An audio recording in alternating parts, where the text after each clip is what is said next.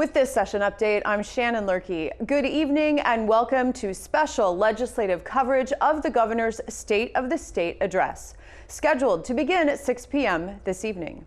Tonight's speech will be the fourth for Governor Tim Walz and the second to be given at the Minnesota State Capitol. According to the state constitution, the 92nd legislative session must adjourn May 23rd, leaving just over 4 weeks for the Republican-led Senate and the DFL-led House to potentially reach agreements on supplemental spending priorities and a bonding bill. Despite a $9.25 billion budget surplus, there is no requirement for the legislature to reach agreements this session. So far this session, a handful of bills have been signed into law, including a measure to provide $20 million for research into the deadly neurodegenerative disease ALS, along with $5 million in grants for caregivers. Former Senate President and longtime Senator David Tomassoni was diagnosed with the disease last year. I will never forget the day last June when David came into our suite up on the third floor here. And he had been doctoring on Fridays. And he came in on Monday morning and I immediately went into his office and I said, David, what did you find out at the doctor Friday?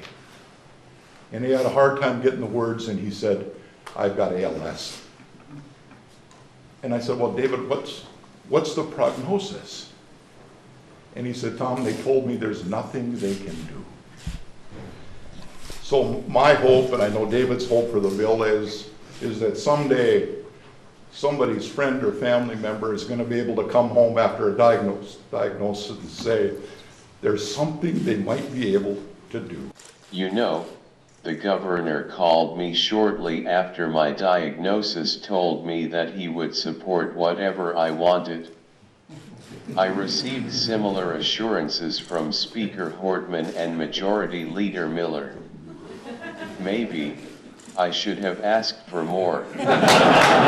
With such assurances, I never would have expected to be here, signing this particular bill, participating in a signing ceremony of this magnitude, surrounded by so much love and friendship, this early in the legislative session. My family and I are overwhelmed and grateful to everyone involved.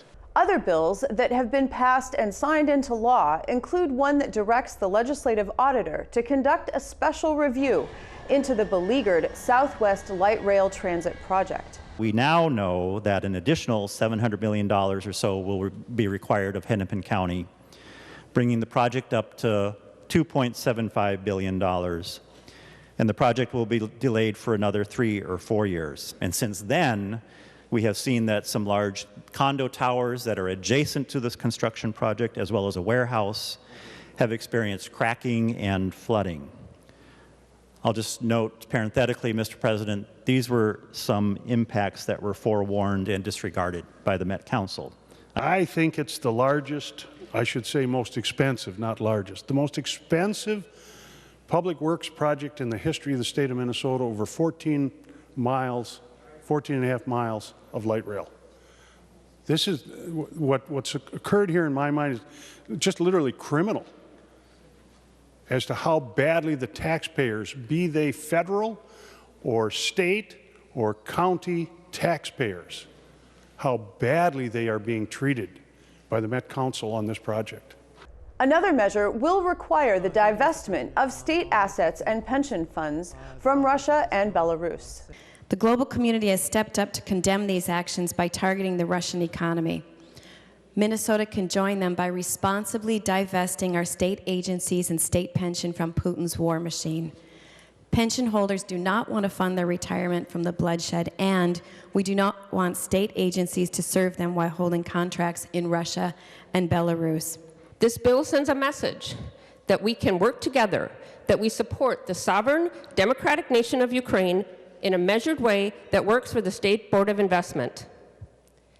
Please vote green to oppose Putin, to oppose this war, to oppose the genocide. And a compromise agreement will extend the state's reinsurance program, which is credited with lowering health insurance rates for people in the individual market for 3 more years.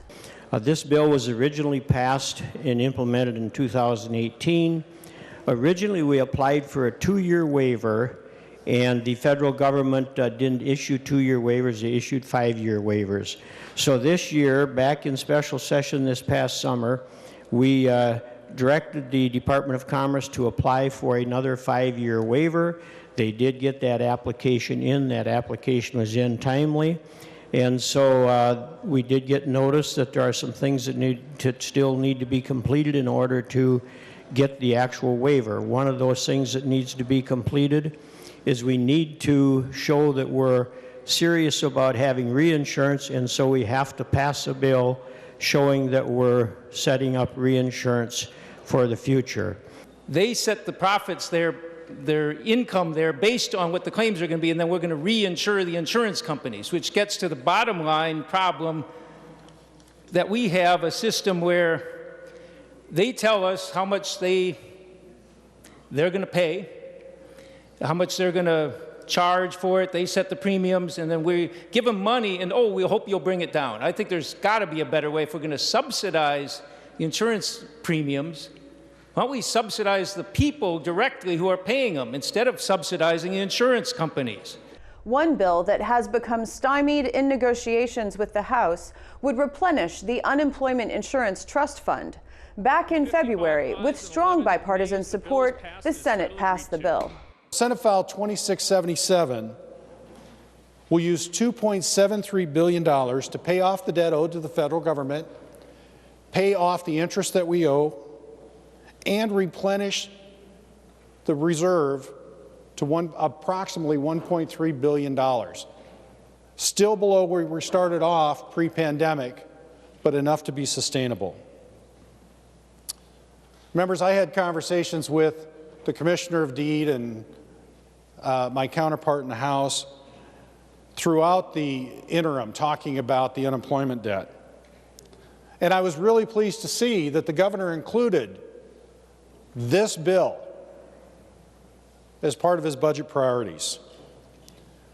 Members, without this action, Deed estimates it will take a decade to pay off the higher premiums through payroll taxes to get the system back to a sustainable level. The deficit was not caused by employers, and every dollar that was paid out of the unemployment system went to Minnesota workers who lost their job to no fault of their own. But I want to take us back to the end of last session, where on one of the very last days of session, there was a bipartisan agreement to advance frontline worker pay. And I remember shaking hands with Senator Gazelka, Majority Leader Gazelka, at that agreement because it was important from my perspective. Those frontline workers are numerous, 667,000 frontline workers. They are childcare workers and nurses assistants. They are law enforcement officers and paramedics and firefighters. They are janitors. They are the people who were required to go into work at the start of the pandemic when most of us were able to stay safely at home. They were required to go into work when we didn't really understand the virus. And here we are at the start of this session, taking up a proposal that would take almost a third of the surplus that I would argue is the result of the hard work of Minnesotans. Almost a third of that surplus, putting it into unemployment insurance while frontline workers are still waiting.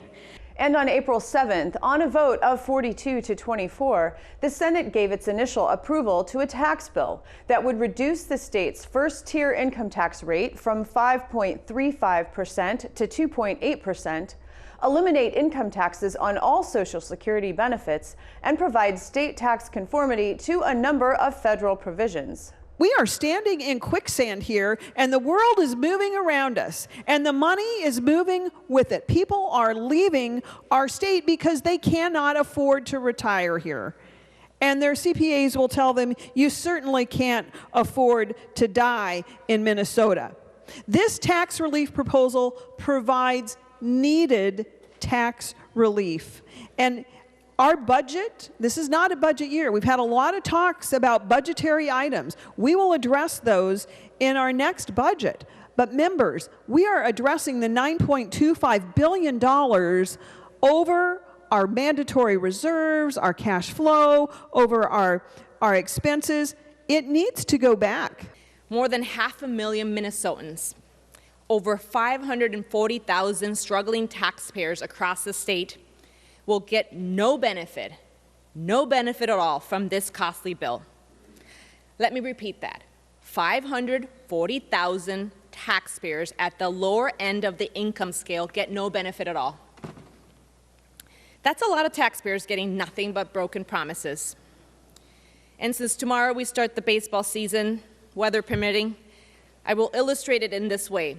The number of people left out of this bill would fill Target Field, where the Twins play, more than 13 times. It represents the entire populations of Rochester, St. Cloud, Mankato, Moorhead, Prior Lake, Winona, Chaska, White Bear Lake, Maple Grove, Wilmer, Stillwater, Brainerd, Worthington, and Bemidji combined. That's a lot of broken promises. The state of Minnesota has a budget surplus of over $9 billion. A budget surplus of over $9 billion in a non-budget year. And when you have a surplus, when the state has a surplus that large, it means one thing. The state of Minnesota is over-collecting from the taxpayers. And finally, earlier this week and in various locations, I spoke with some key senators for their views on Minnesota, the governor's address, and for the two who will be retiring about their final state of the state as lawmakers. I began by asking how Minnesota is doing. Well, if you're talking about Minnesotans are struggling. They're struggling with high inflation, workforce shortages, and supply chain shortages. So all of these things are making it harder for Minnesotans, one, to get what they need and also to be able to afford it. So the inflation is soaring. But at the same time, Minnesota coffers are overflowing with an abundance of way more money than is needed to fund our ever-growing state budget. So there's a mismatch there. Well, I think we're still a very strong state, but we have a lot of work to get done yet before the end of this legislative session, most particularly dealing with the billion dollar surplus. I think that the Senate Republicans have been very clear. We want permanent structural tax reductions across the board on all the tax brackets, because we have to stop with the surpluses. Ideally, we need to have a balanced budget and a balanced amount left as far as surpluses go, not have wildly huge budget surpluses. And I think the Republicans here in the Senate have the best way to do it. I think that we have, we're in a position of opportunity. Minnesota's economy is actually doing quite well. Our unemployment is almost non-existent. If you want a job, there's a job out there for you. And I think that the governor senses that, he sees that, and that's going to be a foundation for his support for moving forward for legislation that we have not finally acted on.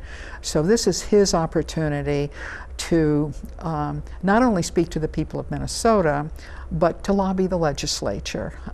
His values, his programs, particularly I think he'll be looking at middle income families across the state, but then also the infrastructure bill that's coming up. Generally, in the even year, the bonding bill is the focus.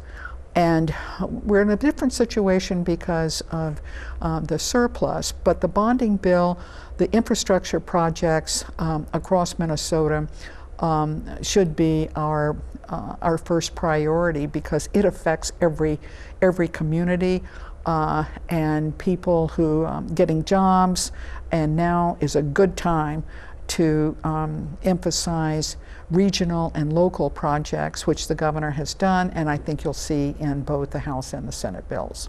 Well, I certainly appreciate the state of the state every time the governor comes in, and I've worked under two different governors, Governor Dayton and Governor Walz, when they bring their hopes and visions for the state. So it's a very meaningful time. It's actually super exciting to hear from the state leader in a more personal level because he's talking to us as legislators. So it's an exciting moment, and I'm looking forward to this year. I hope to hear some strong value positions that lead to the proposals that he is supporting. That all Minnesotans should feel welcome in their communities. That they should be safe in their communities. I'm hoping he will address public safety initiatives. That children should have access to high quality schooling. And in many instances, bringing them back up because of the pandemic, that we pay attention. He's going to say we should be paying attention to mental health in the schools. That's a big priority, I think, of many of us. And then how we are going to get along and get around with transportation initiatives. I hope that the governor helps us convince the House DFL that the unemployment insurance fund has to be dealt with. We passed that here on the Senate floor in February. This is impacting businesses across the entire state of Minnesota. It's not time for us to pick big businesses versus little businesses. It's time for us to refill and replenish the unemployment account. The second one is, I really hope that the governor abandons his Walzy checks.